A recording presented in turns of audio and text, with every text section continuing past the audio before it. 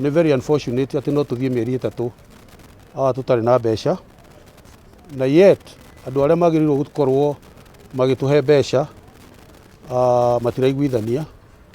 Nĩ very unfortunate tondũ Senate nĩyo yagĩrĩirwo gũtũrũĩra, no tũgakinyagia mĩeri 3 tũtarĩ na mbeca. Tũkĩrĩ na mathĩna maingĩ tondũ aruti aitũ a wĩra at least ithuĩ nĩ twahotete kũrĩha mweri wa 7, tũtihotete kũrĩha mweri wa 8. He maũndũ maingĩ mũno megũthiĩ makĩrũgamaga, mamwe matikĩrĩ mararũgama, no nĩ megũthiĩ makĩrũgamaga.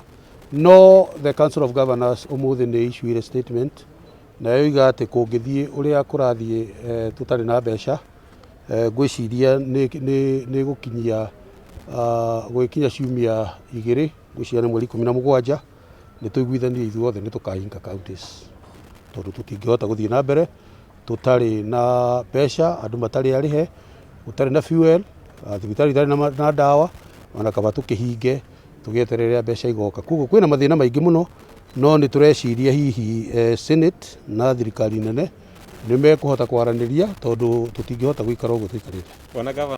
No, I think there has been a misconception because I have seen a lot of news item in papers and wherever talking about I have sacked 48 board members. No, I have not sacked.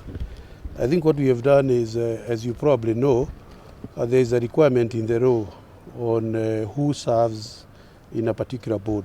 And when I came in, and because the World Bank also is very particular about the building of municipalities and the capacity of municipalities and the governance of municipal authorities, so we checked through and we realized that we have a few members who may not qualify directly to be municipal board members, and that's what we have done. We have just requested them to step down. We have terminated their services as board members, and we are in the process of recruiting new board members following the law.